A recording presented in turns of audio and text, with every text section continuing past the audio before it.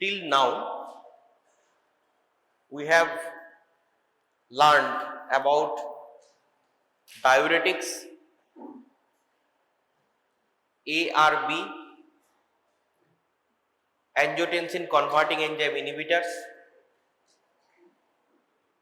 potassium sparing diuretics or aldosterone antagonists like spironolactone, then beta blockers. All these drugs we have already discussed, and based on this discussion we can now go ahead with the next level of management in cardiovascular system, that is the management of a case of heart failure. Now heart failure can be of two types. One we know, that is a slowly progressing heart failure, that is a chronic heart failure, and another is an acute heart failure, that is sudden deterioration of the function of the heart. Okay, so before we go into that, so we have to understand two or three things before we go into the treatment of heart failure. One is, what is preload? It is the end diastolic blood volume, that is preload. What is afterload? Afterload is, it is the end systolic volume, is the afterload. Okay. What is stroke volume? Stroke volume is the amount of blood pumped out of each ventricle per beat. That means with each beat, how much amount of blood is getting out of the heart. Generally we consider it as 70 ml. Okay. So one thing we have to know here, which is left ventricular ejection fraction. What is left ventricular ejection fraction? That means the systolic stroke volume and there is end diastolic volume, that is the percentage, that is end diastolic volume এর কত percent blood pump করে প্রত্যেকটা cardiac সাইকেলের জন্য রাখতে পারছে। ওকে, তার পার্সেন্টেজটাই হচ্ছে stroke volume. Generally it should be more than 50%। That means ডায়াস্টলের শেষে হার্টে যতটা ব্লাড জমা হবে, হার্ট অ্যাটলিস্ট তার 50%-কে পাম্প করতে পারবে। Generally you consider it as normal. Stroke volume should be more than 50%. So what is heart failure? Due to abnormality of the cardiac structure and or function. Abnormality of the cardiac structure and or function, ventricular muscle is incapable of maintaining a circulation adequate for the needs of the body. That means due to any cause, maybe functional or structural, if the stroke volume goes below 50%, then the patient will go on to heart failure. Maybe slow, maybe fast. So basically it's a syndrome. First syndrome ki hobe? There will be dyspnea, that is shortness of breath due to pulmonary congestion. Then there will be signs of edema, fluid overload hobe, elevated JVP, and generally they also add with poor prognosis, that is patient will need to be hospitalized due to shortness of breath, okay, due to exertional dyspnea, due to volume overload, due to hypertension, maybe due to kidney failure. Patient has to get repeatedly admitted in the hospital, acute or chronic, whatever it is. So poor quality of life and shortened survival. So why it is called congestive? Because due to the venous filling pressure rising or preload is rising, there is pulmonary congestion or shortness of breath. So that's why heart failure is always congestive, because it causes pulmonary congestion. So heart failure by onset, we can say it can be acute decompensated heart failure, that is rapid increase in symptoms and signs. When it happens, for example, a patient suddenly has a myocardial infarction. হঠাৎ করে একটা stressful ঘটনা ঘটেছে, তার একটা heart attack হয়ে গেল। সেই হার্ট অ্যাটাক থেকে সে রিকভার করতে পারলো না এবং slowly the patient will go into heart failure. It may be these are cases of acute decompensated heart failure. Arrhythmia, endocarditis, thyroid stone, severe anemia, Paget's disease, there can be acute heart failure. আর কি আরেকটা হচ্ছে new onset heart failure, যে হঠাৎ করে heart ফেলিওরটা develop করলো, কোনো cause পাওয়া যাচ্ছে না, মেবি হাইপারটেনশন বা কিছু ছিল। আরেকটা হচ্ছে chronic heart failure. Chronic heart failure মানে পেশেন্টের হয়তো হাইপারটেনশন ছিল, পেশেন্টের হয়তো ডায়াবেটিস ছিল, কিডনি ডিজিজ ছিল, হাইপারটেনশন আনকন্ট্রোল ছিল, যেখান থেকে ধীরে ধীরে ধীরে ধীরে তার হার্ট ফেলিওর ডেভেলপ করেছে। ওকে, এটা একটা পার্ট করা যায়। আরেকটা হার্ট ফেলিওরকে আমরা ভাবতে পারি কি স্ট্রাকচারাল ইনভলভমেন্ট, যে একটা হচ্ছে left heart failure, left heart failure, that is mainly left ventricular failure, and another is right ventricular failure or right heart failure, and another is mixed or biventricular failure, when there is both right ventricular failure and left ventricular failure. So heart failure can be acute heart failure or chronic heart failure, right ventricular failure or left ventricular failure. Okay, and all the cases it is congestive in nature. So right failure এ দেখো কি হচ্ছে, right ventricle weakens and cannot empty. So what will happen? There will be decreased cardiac output. If there is decreased cardiac output, there will be decreased renal blood flow. And if there is decreased renal blood flow, there will be activation of the renin-angiotensin system. That renin-angiotensin system activation will cause vasodilatation or constriction. Renin-angiotensin system activation will cause vasodilatation or congestion or vasoconstriction. Renin-angiotensin system vasodilatation করে না vasoconstriction? Vasoconstriction. তাহলে vasoconstriction will cause দেখো কি হলো, দেখো ভেন্ট্রিকলটা, right ভেন্ট্রিকলটা fail করলো, pump করতে পারছে না, তার ফলে কি হবে কার্ডিয়াক আউটপুট কমে যাচ্ছে। কার্ডিয়াক আউটপুট কমে গেলে কিডনিতে কম ব্লাড যাচ্ছে, সো জিএফআর কমে যাচ্ছে, তাহলে রেনিন অ্যাঞ্জিওটেনসিন সিস্টেম অ্যাক্টিভেটেড হচ্ছে এবং that activated renin angiotensin system will cause further vasoconstriction.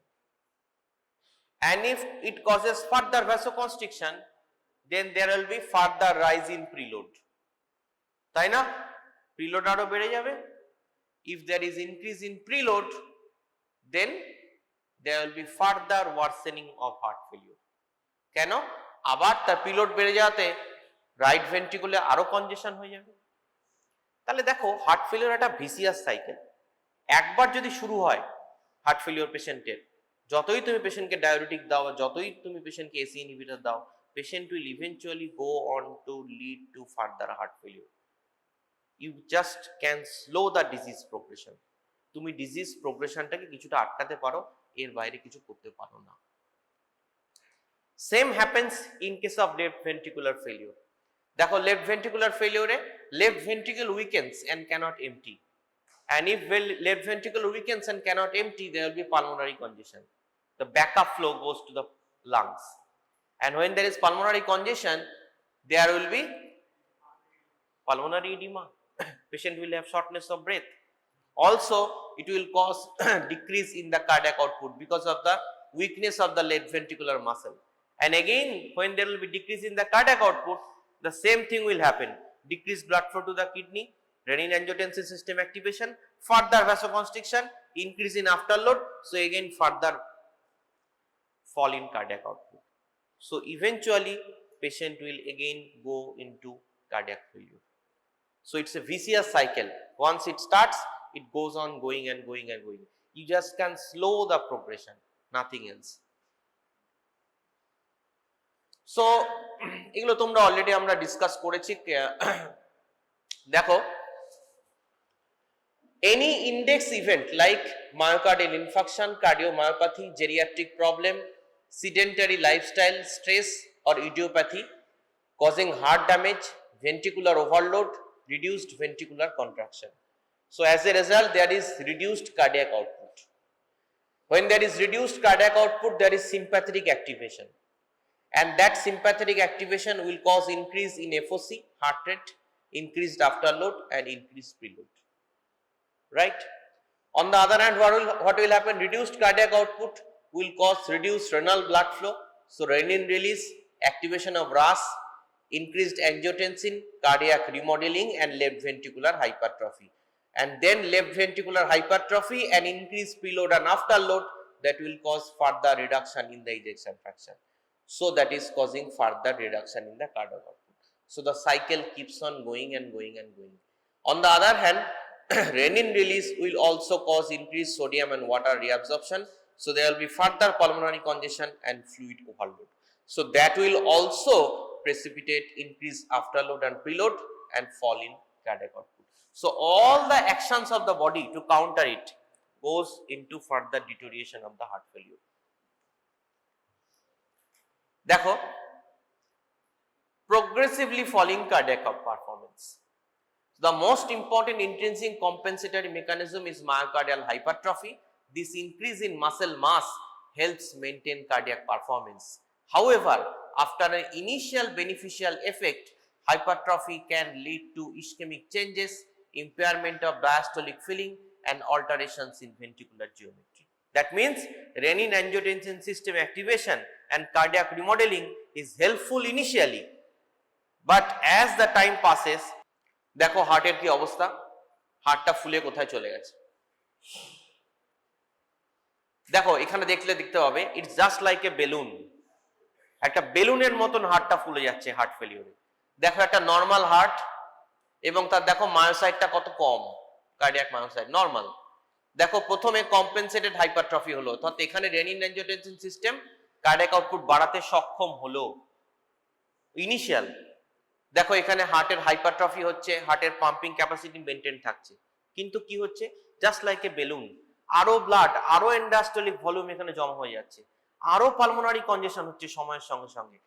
হার্টটা কি হলো, বেলুনের মতন ফুলে গেল। দেখো এই জায়গায় এসে কিন্তু হার্টটা ফেল করে যাবে। এরপর এইখানেও পাম্প করতে পারবেও, কিন্তু এইখানে এসে কিন্তু ফেল করে যাবে। So Haynes it has becomes decompensated hypertrophy and heart failure. That is the law of Laplace. So cardiac remodeling is the term applied to dilation. Other than that, due to passive stretch and other slow structural changes that occur in a stressed myocardium. It may include proliferation of the connective tissue cells as well as abnormal myocardial cells with some biochemical characteristics of fetal myocytes. Ultimately, myocytes in the failing heart die at an accelerated rate through apoptosis, leaving the remaining myocytes subject to even greater stress. তার মানে যত সময় যাবে মায়োসাইটের উপর oxidative stress তত বাড়বে, তত dilation হবে এবং ধীরে ধীরে মায়োসাইটটা ফেল করবে to pump, and that will further lead to cardiac failure. So according to left ventricular ejection fraction, we can say that cardiac failure can be of three types.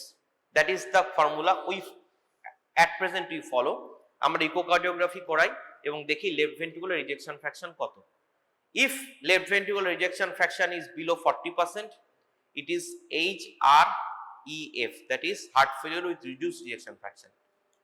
If it is 41 to 50%, then heart failure with mid-range ejection fraction. And if it is more than 50%, then generally it is backward failure or diastolic failure, and that is the case. So ejection fraction কমে যাওয়া মানে systolic failure, এবং ejection fraction preserve যদি থাকে তাও heart failure হয়, then it is diastolic failure.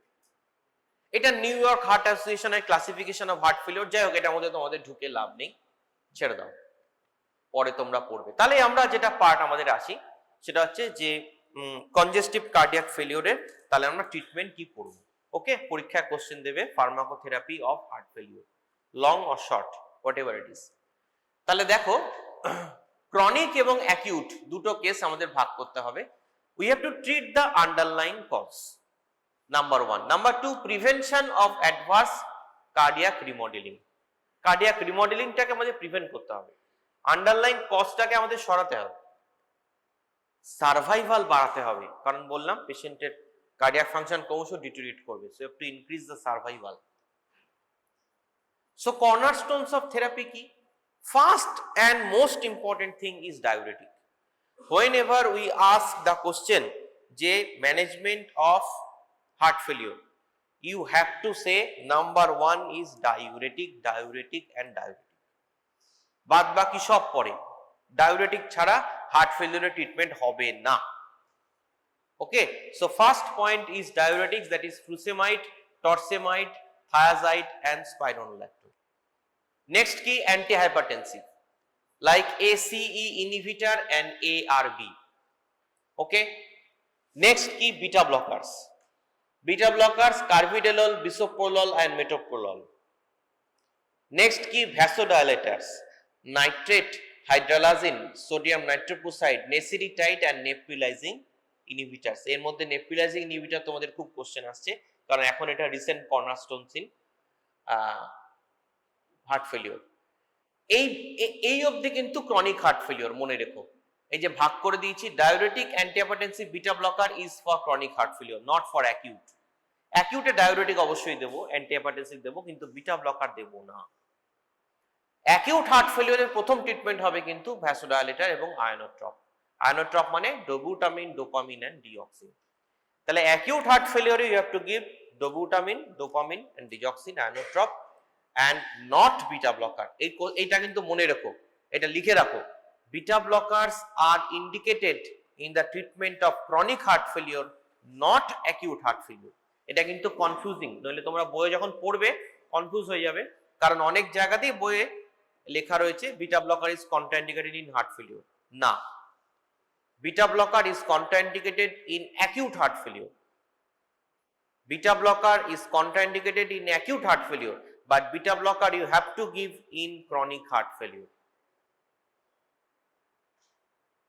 Specifically heart failure with reduced ejection fraction, অর্থাৎ ejection fraction যদি 40% এর নিচে থাকে, তাহলে all international guidelines say you have to add beta blocker if ejection fraction is less than 40%, that is systolic or forward failure. So if there is systolic heart failure or forward heart failure, that is ejection fraction less than 40% and it's a chronic case, you have to give beta blocker with diuretic and ACE inhibitor or ARB. But if it is an acute heart failure or decompensated heart failure, then you should not give beta blocker. কি কি drug avoid করবে heart ফেলিওরে? প্রথম হচ্ছে NSAID, ওয়াইসোলন glucocorticoid, class 1-3 anti-arrhythmic, tricyclic antidepressants, verapamil, diltiazem and thiazole diazepams like antidiabetics, pioglitazone. So first priority কি আমাদের? এতগুলো যে ওষুধ, এর মধ্যে দেখো প্রথম আমরা ডায়োরেটিককে রাখলাম। So what is the first priority? First priority is the control of excess fluid retention. Dietary sodium restriction করতে হবে। সোডিয়াম রেস্ট্রিকশন লেস দেন 2 গ্রামের নিচে দিয়ে দাও পেশেন্টকে, লেখো সোডিয়াম খাবে না।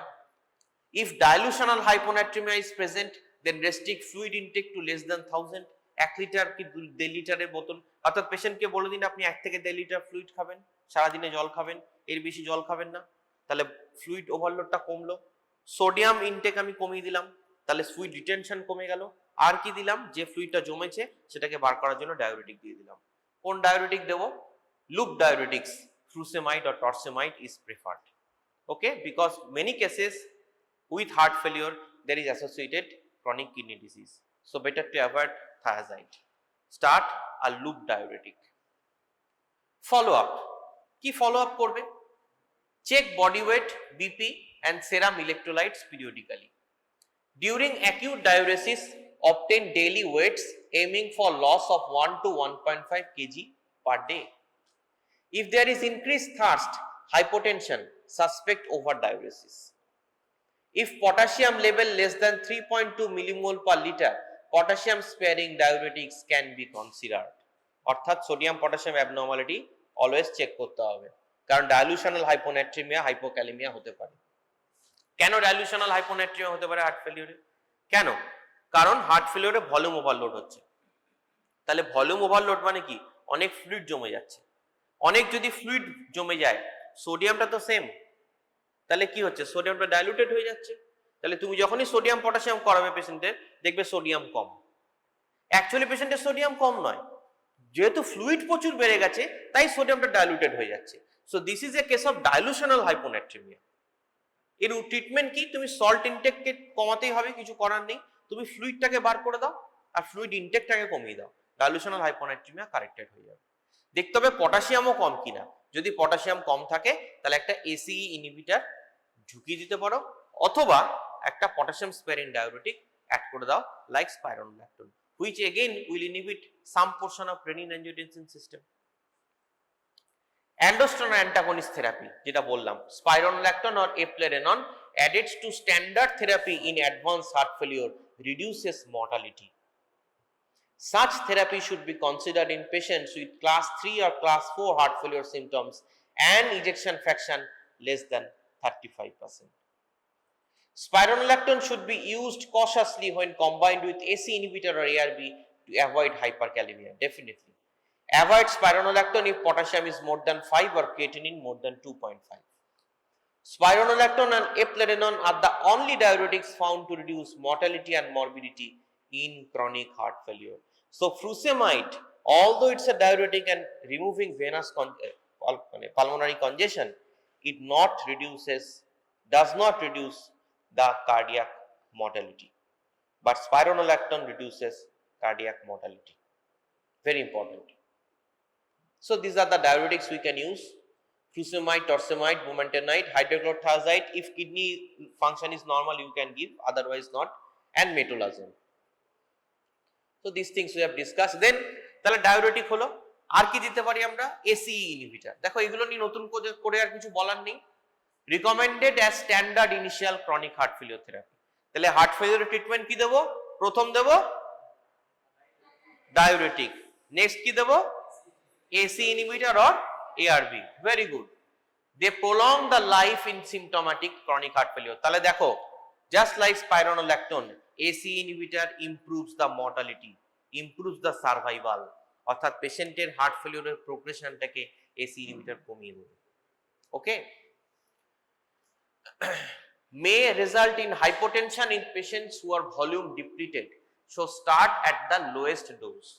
অল্প ডোজে স্টার্ট করো, আস্তে আস্তে বাড়াও dose. Angiotensin receptor blockers may be substituted if the patient is intolerant to AC inhibitor because of cough or angioedema. তাহলে যদি ড্রাই কাফ হয়, আমরা জানি AC inhibitor ড্রাই কাফ হতে পারে। কেউ বলতে পারবে AC inhibitor ড্রাই কাফ কেন হবে? ব্র্যাডিকাইনিন লেভেল বেড়ে যাবে। ব্র্যাডিকাইনিন লেভেল বেড়ে গেলে কি হবে? ভ্যাসোডাইলেটেশন তো হবে, কাফ কেন হবে?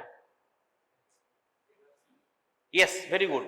Bradykinin will cause vagus nerve stimulation, so there will be increased cough reflex and cough, dry cough. Okay, very good. তাহলে পেশেন্ট যখন ওপিডি তে পাবে বা আইপিডি তে পাবে, একটা পেশেন্ট কাশছে 3 মাস ধরে, ওকে, তার লোয়ার রেসপিরেটরি ইনফেকশন টিউবারকুলোসিসের সঙ্গে এটাও খোঁজ নাও পেশেন্ট হাইপারটেনসিভ খায় কিনা এবং এসি ইনহিবিটর চলে কিনা। নইলে তুমি মন্টেলুকাস দিয়েই যাবে আর এজিথ্রোমাইসিন দিয়েই যাবে আর পেশেন্টের কাশি কোনোদিনও থামবে না। আরেকটা ক্রনিক কাফের কারণ হচ্ছে কৃমি। ওকে, ইফ হ্যাঁ ওটা যদি পেট থেকে লাংসে চলে যায়, that may cause chronic cough. So that also a DD. Oh, lots of things are there. যাই হোক, monitor serum electrolytes, very important. Whenever you give AC inhibitor or ARB or diuretic, check sodium, potassium, calcium, magnesium level periodically. Okay. If there is hyperkalemia, potassium supplements and diuretic therapy may be stopped temporarily. কিছু দিনের জন্য stop করা যাবে। Contraindication কি? If potassium is more than 5 advance renal disease that is creatinine 3 এর উপর উঠে গেছে, bilateral renal artery stenosis and pregnancy we know we cannot give AC inhibitors. AC inhibitor নিয়ে অনেক আলোচনা হয়েছে, আর আলোচনা করে আপনি angiotensin 2 is a powerful vasoconstrictor present in high concentrations in cardiac failure. ACE inhibitor prevent the conversion of angiotensin 1 to angiotensin 2 and thereby reduces the level of angiotensin 2 in the plasma. As a result, there is reduction in vasoconstriction and subsequent reduction in the afterload. Okay. Aldosterone causes salt and water retention, increases plasma volume. AC inhibitor prevent the formation of aldosterone by reducing angiotensin 2, so there is reduction in salt and water retention, as a result fall in preload. তাহলে দেখো আবারও বলছি, আগের দিনও বলেছি, AC inhibitor and ARB are mixed vasodilators. They reduce both preload and afterload, so improves cardiac output and improves the symptoms of heart failure. AC inhibitor also causes inhibition of bradykinin, যেটা একটু আগে বললি, also has vasodilatory effect.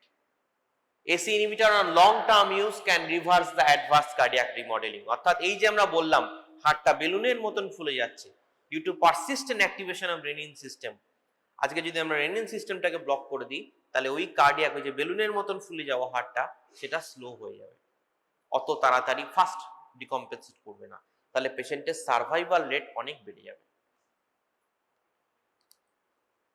AC inhibitor and ARB by reducing both afterload and preload and by cardiac remodeling action is now the mainstay in all types of heart failure and must be included in both acute and chronic cases. Okay, so just like diabetic. Next কি দেব? Beta blocker.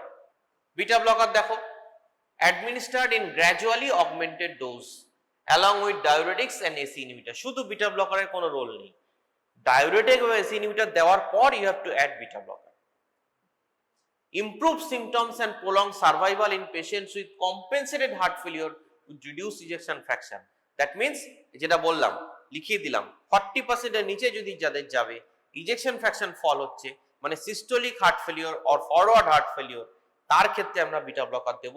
Backward বা diastolic heart failure বা ejection fraction 40% এর উপর থাকলে দিতে পারো beta blocker, but খুব যে রোল আছে তা নয়। দেখো beta blocker therapy is beneficial if initiated cautiously. Beta blocker therapy is essential if initiated cautiously at low doses, but acutely blocking the supportive effects of catecholamines, mainly in acute decompensated heart failure, can worsen the failure further. Hence, better to avoid in case of acute conditions. অর্থাৎ acute heart failure আমার sympathetic activation দরকার। ওকে, acute heart failure মানে একদম heart pump করা বন্ধ করে দিচ্ছে, সেই জায়গায় বডি সিম্প্যাথেটিক অ্যাক্টিভেশন করতে চাইবে, করে হার্ট রেটটাকে বাড়াতে চাইবে, you should let the body do it, or you have to give inotrope, যেটা হার্ট রেট আরো বাড়াবে। বিটা ব্লকার যদি দাও হার্ট রেট আরো কমতে থাকবে, তাহলে কি হবে, there will be further precipitation. তাহলে অ্যাকিউট হার্ট ফেলিওরে বিটা ব্লকার আমরা দেব না, ক্রনিক হার্ট ফেলিওরে দেব। দেব কখন? ডায়োরেটিক এবং এসি ইনহিবিটর বা এআরবি দেওয়ার পর, তার আগে না। Several months of therapy may be required before improvement is noted. অনেকগুলো মাস যেতে হবে। Begin at low dose and increase gradually. Even when initiated properly, a tendency to retain fluid exists that may require diuretic dose adjustment. A full understanding of the beneficial effect of beta blocker is lacking, but suggested main mechanisms like যেটা আমরা বললাম systolic ফাংশনটা improve করবে। Beta blocker already we have learn in details, আর নতুন করে discuss করার নেই। রিডিউসড কার্ডিয়াক রিমডেলিং, কার্ডিয়াক রিমডেলিংটাকে কমাবে through inhibition of the mitogenic activity and apoptotic changes of myocardium, decrease heart rate, improve exercise tolerance, reduce myocardial oxygen demand, and reduce ischemic changes in heart, specifically in case of post-MI heart failure. অর্থাৎ myocardial ইনফার্কশনের পরে যে heart failure গুলো হচ্ছে, chronic heart failure, তাতে beta blocker is mostly effective. Beta receptor antagonists probably influence mortality in part by decreasing the frequency of unstable tachyarrhythmias. Beta blockers on prolonged use decrease the left ventricular chamber size. Contraindications you already know: bronchospasm, symptomatic tachycardia, and advanced heart block or heart failure. Every 2 to 4 weeks পর পেশেন্টকে আসতে বলো এবং beta blocker dose আস্তে আস্তে বাড়াতে থাকো as per requirement. ওকে, এবার দেখো একটা নতুন ড্রাগ, এটা শর্ট নোট, সেটা হচ্ছে ইভাব্রাডিন। ইভাব্রাডিন কি? ফার্স্ট অফ অল বলবো ইভাব্রাডিনের কিন্তু বিটা ব্লকারের মতোই কাজ, হার্ট ফেলিউরে দেওয়া যায়, কিন্তু মর্টালিটিতে কোনো এফেক্ট নেই। অর্থাৎ unlike AC inhibitor or spironolactone, ivabradine has no role in the prolongation of survival. Okay, কি করে? Inhibitor of the sinoatrial nodal current, or we call it funny current, has been shown to reduce the hospitalizations and cardiovascular endpoints in heart failure and was recently approved for that purpose. So ivabradine is the new drug in heart failure. It is the second line agent. আবারও বলছি, নতুন drug হলেও সেই পুরনো চাল ভাতে পারে, অর্থাৎ ডায়োরেটিক এবং এসি ইনহিবিটর, বিটা ব্লকার দেওয়ার পর আমরা ইভাব্রাডিন দিতে পারি যদি পেশেন্টের সিমটম কন্ট্রোল না হয়, নইলে নয়। To patients with left ventricular ejection fraction less than 35% in sinus rhythm with heart rate more than 70, already on maximally tolerated beta blocker dose or have a contraindication to beta blocker use. তার মানে যেটা বললাম, তাহলে দেখো beta blocker versus ivabradine দুটোই যদি আমরা দেখি, তাহলে কিন্তু বলবো beta blockers are preferred because ivabradine has no effect on mortality. ও শুধুই হার্ট রেটটাকে কমিয়ে রাখবে, আর কোনো কিছু করতে পারবে না। বিটা ব্লকার যেখানে দেওয়া যাবে না, সাপোজ অ্যাজমা পেশেন্ট, তুমি বিটা ব্লকার দিতে পারছো না, ওকে, ইভাব্রাডিন দাও, ঠিক আছে? এই ধরনের কেসগুলোতে তুমি বিটা ব্লকার যেখানে দিতে পারবে না সেটার জন্য ইভাব্রাডিনটাকে রাখো।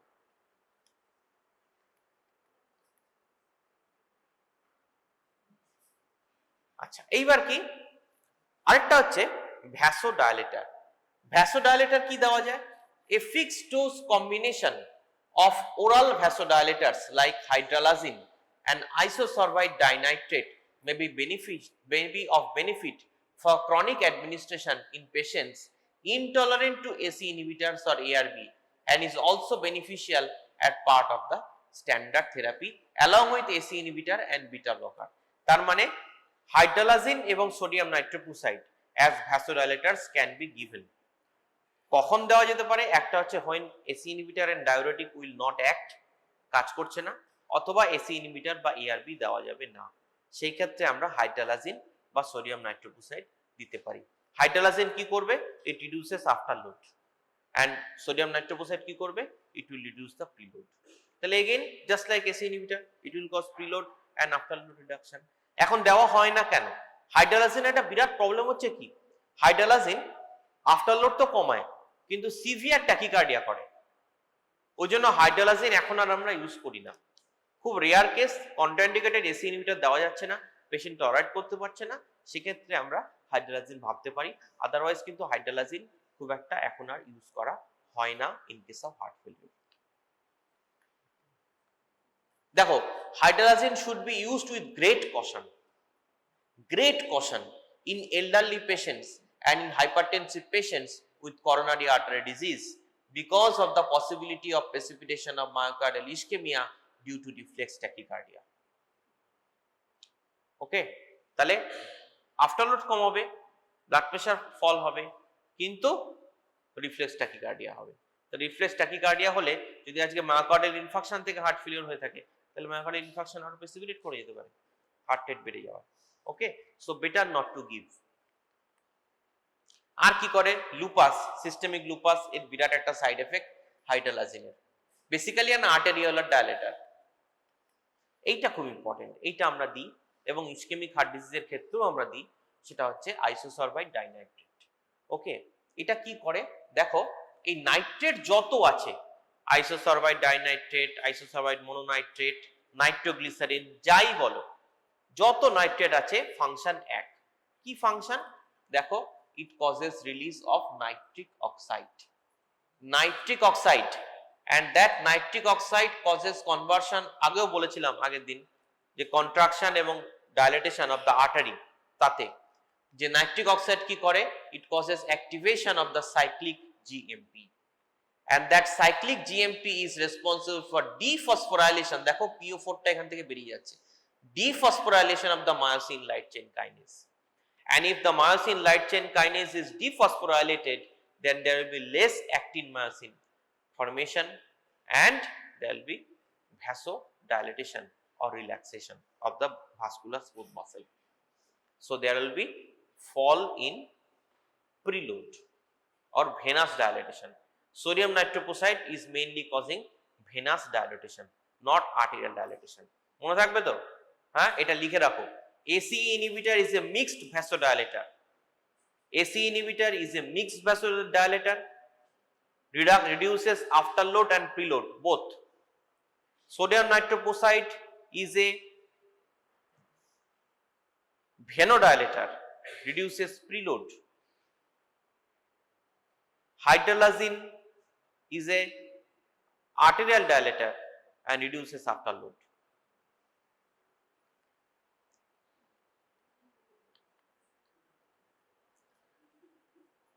Okay, it also causes epicardial. Hydralazine is an arteriolar dilator. Hydralazine is an arteriolar dilator, so it will reduce afterload or preload? Afterload. Sodium nitroprusside is a vasodilator, so it will reduce preload. ACE inhibitor or ARB, they cause both artery and vein, so it will cause both reduction in preload and afterload. That's why ACE inhibitor is preferred over all of these. Okay,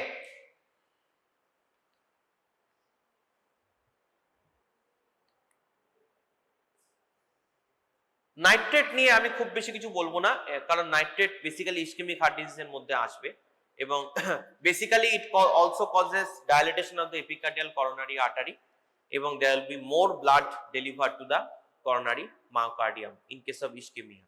so ইসকেমিয়াতে এটা নিয়ে details আলোচনা হয়তো হবে, you will learn in your class. Basically, you know, the mechanism of action is same, that is nitric oxide and relaxation of the vascular smooth muscle and decrease in preload.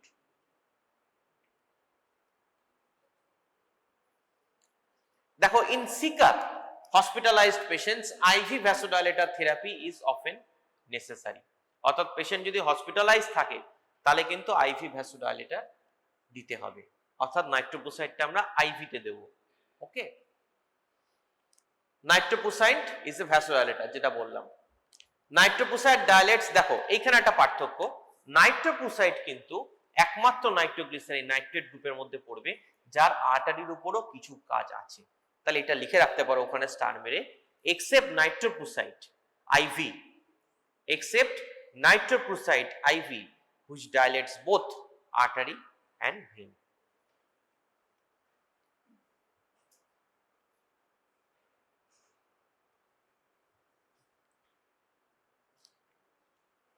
Okay, in subjects with normal left ventricular function, venous pooling affects the cardiac output more than does the reduction of the afterload. So cardiac output tends to fall. In contrast, in patients with severely impaired left ventricular function and diastolic ventricular distension, the reduction of arterial impedance is the predominant effect, leading to the rise in cardiac output. It is metabolized by thiocyanate, which is excreted via kidneys. To avoid thiocyanate toxicity, follow thiocyanate levels in patients with renal dysfunction of it administered for more than 2 days.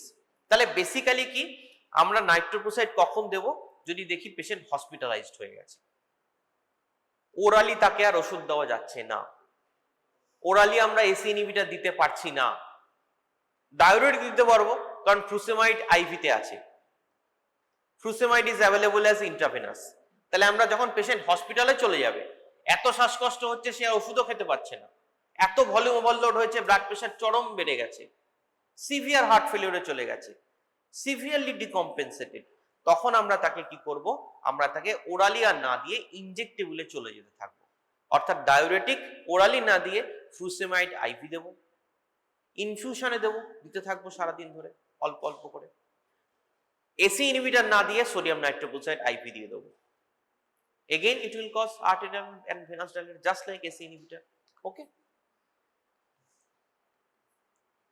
Very important for your exam. লিখে রাখো ARNI, short note, ARNI, আমরা অনেকে বলি Arni, ARNI, এটা কি full form কি, angiotensin receptor, লেখো full form angiotensin receptor dash neprilysin inhibitor, neprilysin, NEPRILYSIN,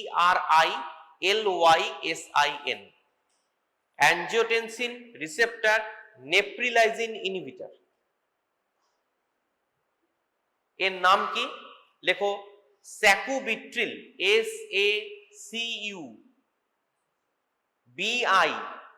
SACUBITRIL, sacubitril dash valsartan, VALSATRAN, telmisartan, candesartan, লোসার্টানের মতন valsartan, that is angiotensin receptor blocker.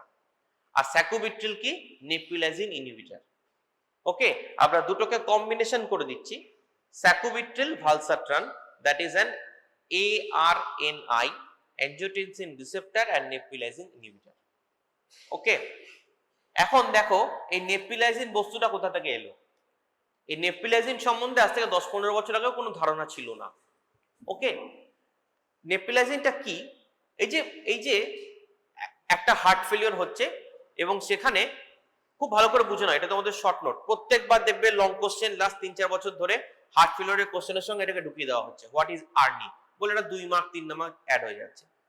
এই আর্নিটা কি, যে যখন ধরো হার্ট ফেলিওর হচ্ছে তখন আমরা কি বুঝলাম, যে কার্ডিয়াক আউটপুট ফল হবে, and if there is cardiac output fall, there will be less blood to the kidney, so GFR fall করবে এবং রেনিন অ্যাঞ্জিওটেনসিন সিস্টেম অ্যাক্টিভেটেড হবে।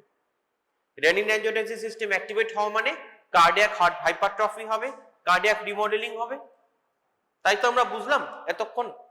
তাহলে হার্ট কি করে, হার্টের না নিজস্ব একটা মেকানিজম আছে, এই যখন কার্ডিয়াক রিমডেলিংটা শুরু হয়, হার্ট দেখছে বিপদ, রেনিন অ্যাঞ্জিওটেনসিন সিস্টেম তো আমার মাসেল বাড়িয়ে দিচ্ছে, এক্সেস মাসেল বাড়িয়ে দিচ্ছে, আমার ওটা দরকার নেই, তখন হার্ট ওটাকে আটকানোর চেষ্টা করে নিজের মতন করে। কি করে, কার্ডিয়াক মায়োসাইট একটা এনজাইম বার করে, দ্যাট ইজ নেপ্রিলাইজিন। ওই নেপ্রিলাইজিনটা রেনিন অ্যাঞ্জিওটেনসিন সিস্টেমের অ্যাকশনটাকে প্রিভেন্ট করার চেষ্টা করে ইন হার্ট।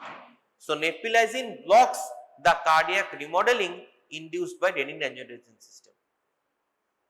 তাহলে আমরা কি করছি, রেনিন অ্যাঞ্জিওটেনসিন সিস্টেমকে যেমন আমরা ব্লক করছি, তেমনি আমরা নেপ্রিলাইজিন ইনহিবিটরও দিচ্ছি।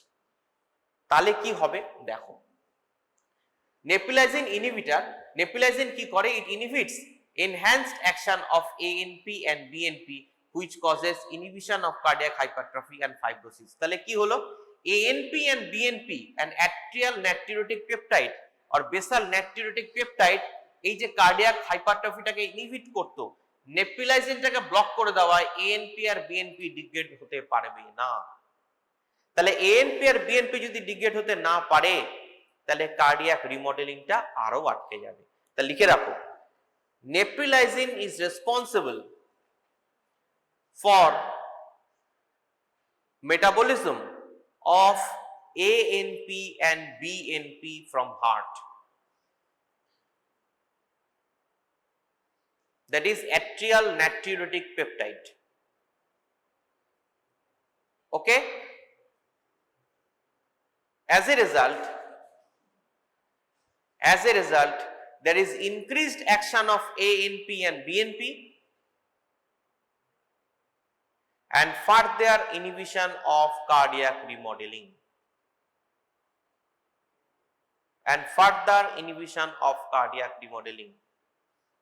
So when combined with ARB,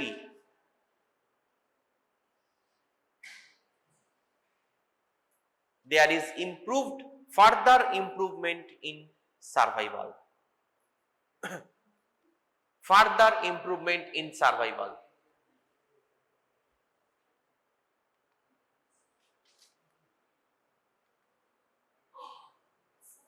Further improvement in survival.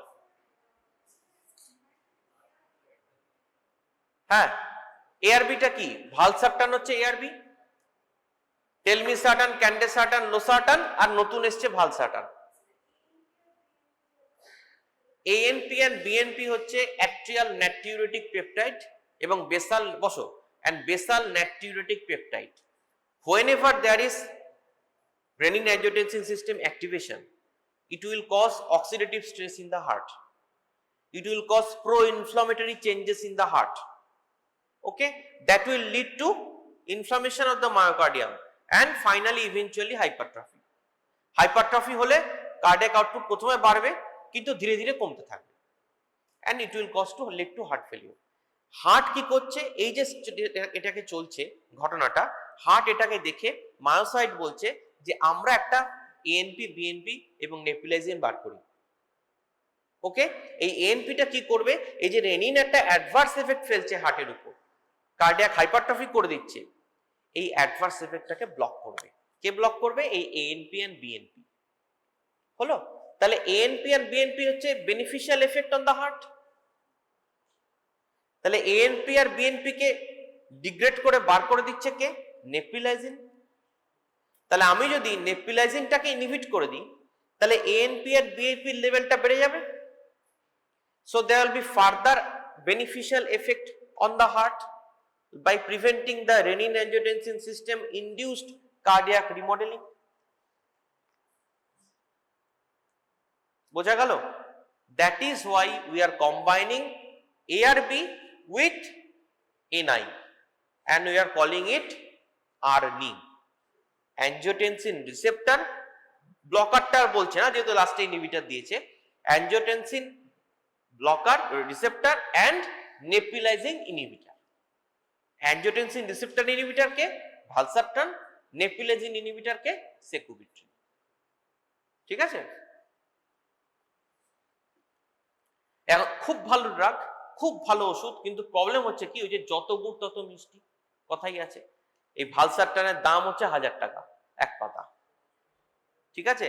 তাহলে 1000 টাকার ওষুধ মানে একটা ওষুধ, একটা ট্যাবলেট 100 টাকা পার ডে। ঠিক আছে? তাহলে ওই যে যত গুড় তত মিষ্টি, যার পয়সা আছে সে বাঁচবে বেশি দিন, যার পয়সা নেই সে ডায়াবেটিক আর এসি ইনহিবিটরের কাজ করলো না, গেল। ঠিক আছে? এই হচ্ছে গল্প। Last but not the least, শেষ যেটা বলার সেটা হচ্ছে, দেখবে বই যখন খুলবে প্রথমেই লেখা আছে হার্ট ফেলিওর ট্রিটমেন্ট হচ্ছে ডিজক্সিন। চ্যাপ্টার যখন খুলবে দেখবে প্রথমেই আছে ডিজক্সিন। ওকে, ইন অ্যাজ কার্ডিয়াক গ্লাইকোসাইডস। সবচেয়ে আশ্চর্য ব্যাপার, আজকের দিনে কার্ডিয়াক ফেলিওর ডিজক্সিনের কোনো রোলই নেই। সো পরীক্ষায় যদি কোশ্চেন আসে, if you do not write digoxin there is no harm, but that is written the first thing in your book. ওকে, ডিজক্সিন আমরা আজকে লাস্টে আলোচনা করব। তাহলে লাস্ট কি, যে পেশেন্ট যেটা আমরা বললাম, তাহলে ক্রনিক কেস হলো, অ্যাকিউট হার্ট ফেলিওর হলো, অ্যাকিউট হার্ট ফেলিওর আমরা সোডিয়াম নাইট্রোক্সাইড আইভি দিতে পারি, আইভি ফ্লুসেমাইড দিতে পারি। আর কি দিতে পারি? আমরা আয়োনোট্রপ দিতে পারি, যেমন dopamine, dobutamine and digitalis, that is digoxin. Dopamine কি, ডোবুটামিন কি? It has beta 1 effect, beta 2 effect and alpha effect. আমরা জানি already beta agonist, alpha agonist চ্যাপ্টারে আমরা এগুলো ডিটেইলস আলোচনা করেছি। It's a positive ionotropic effect, increases force of contraction and stimulates beta 1. Augments cardiac output without significant peripheral vasoconstriction and with or without mild tachycardia. May be used for short periods or intermittently. কারণ tachyphylaxis, tachycardia হতে পারে। তাহলে ডোবুটামিন very good in heart failure but can cause tachycardia। অর্থাৎ এটা হচ্ছে শেষ stage, acute stage, যখন finally heart একদম আর পাম্প করতে পারছে না, তখন আমরা হার্টের পাম্পিংটাকে বাড়াচ্ছি by giving ionotrops. Last stage of heart failure. So dobutamine can be given but always be cautious, it may cause tachycardia. আরেকটা কি ভেরি ইম্পর্টেন্ট, ডোপামিন। ডোপামিন দেখো এখানে কি ছিল, beta 1, beta 2 and alpha. Dopamine কি, dopamine beta 1 and alpha. The pharmacologic and hemodynamic effects of dopamine are dose or concentration dependent. Low dose, that is less than 2 microgram per kg per minute, induces cyclic AMP dependent vascular smooth muscle vasodilatation. Very important, এটা পরীক্ষার question আসে, লিখে রাখো, dose dependent effect of dopamine. Dose dependent effect of dopamine, or dopamine is drug of choice in cardiogenic shock or failure, or dopamine is drug of choice in cardiogenic shock or cardiogenic failure, that is heart failure. তাহলে লিখে রাখো, low dose, that is less than 2 microgram per kg per minute, it will cause cyclic AMP dependent vascular smooth muscle dilatation.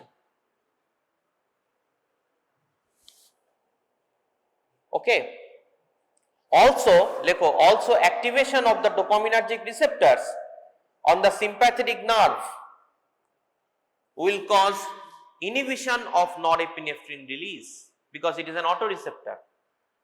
Okay, stimulation of dopaminergic receptor in the sympathetic nerve will cause norepinephrine release inhibition and reduce, so that's why cause splanchnic and renal artery bed vasodilatation. Therefore, low dose dopamine infusion often is used to increase renal blood flow and thereby maintain an adequate glomerular filtration rate in hospitalized CAJ patients with impaired renal function refractory to diabetes. Very important, very important. যাদের heart failure হয়েছে, তার সঙ্গে kidney disease হয়ে গেছে, diabetic কাজ করছে না, you give dopamine. কেন ডোপামিন একই সঙ্গে স্মুথ মাসেল ভ্যাসোডাইলেটেশন করবে, কিন্তু জিএফআর কমাবে না, জিএফআরটাকে বাড়াবে, যার ফলে কি হবে, কিডনি ফেলিওর যেটা হচ্ছে হার্ট ফেলিওরের সঙ্গে, সেই জায়গাটা প্রিভেন্টেড থাকবে, ওই জায়গাটা আনটাচ থাকবে। Okay, that's the benefit of dopamine. এটা হচ্ছে লেস দ্যান 2। যদি 2 থেকে 5-এর মধ্যে যাও, তাহলে কিন্তু ডোপামিনের অ্যাকশন আর থাকলো না, তখন বিটা 1-এ চলে গেল। অর্থাৎ লেস দ্যান 2 হলে ডোপামিন, 2 থেকে 5 হলে বিটা 1। বিটা 1-এ যদি চলে যায়, তাহলে হার্ট রেট বেড়ে যাবে। আইনোট্রপিক এফেক্ট এই অবধি আমরা দেব, 5 অবধি দেব, আমরা 5-এর উপর কিন্তু ডোপামিন উঠবো না। অর্থাৎ ডোপামিন আমরা 2-এর নিচে স্টার্ট করব, কাজ না হলে আস্তে আস্তে বাড়াতে বাড়াতে বাড়াতে বাড়াতে আমরা 5 অবধি যাব, কিন্তু 5-এর উপর আমরা উঠবো না। কারণ যদি 5-এর উপর উঠে যায়, তাহলে আলফা অ্যাকশন এসে যাবে, and alpha will cause vasoconstriction, so there will be increase in afterload, then there will be detrimental. তাহলে dopamine has dose dependent action. Less than 2 it is beneficial, up to 5 it is beneficial, more than 5 it is detrimental because of the alpha action. তো very important, এই জন্যই কোশ্চেনটা করা হয়। দেখো 3টে action, একটা হচ্ছে ডোপামিনার্জিক, যাতে রেনাল ব্লাড ফ্লো মেইনটেইন হচ্ছে, পেরিফেরাল ভ্যাসোডাইলেটেশন হচ্ছে। বিটা 1 দ্যাট ইজ আয়োনোট্রপিক, আমাদের আয়োনোট্রপিক অ্যাকশন এখানে দরকার। আলফা ইজ ভ্যাসোকনস্ট্রিকশন, আলফাটা আমাদের দরকার নেই। তাহলে 3টে ডোজ, 3টে অ্যাকশন অফ ডোপামিন, এটাই তোমাদের পরীক্ষা দেয়। সো আমরা নেক্সট দিনকে, আজকে আর কার্ডিয়াক গ্লাইকোসাইড পড়াবো না, এইটুকু বাকি রইল। It will cost 5 to 10 minutes. Next day আমরা কার্ডিয়াক গ্লাইকোসাইডটা একটু ডিসকাস করে নেবো, কোশ্চেন অ্যান্সার গুলো করে নেবো, এবং তারপর আমরা থাইরয়েড হরমোন এবং hormone. So read the heart failure.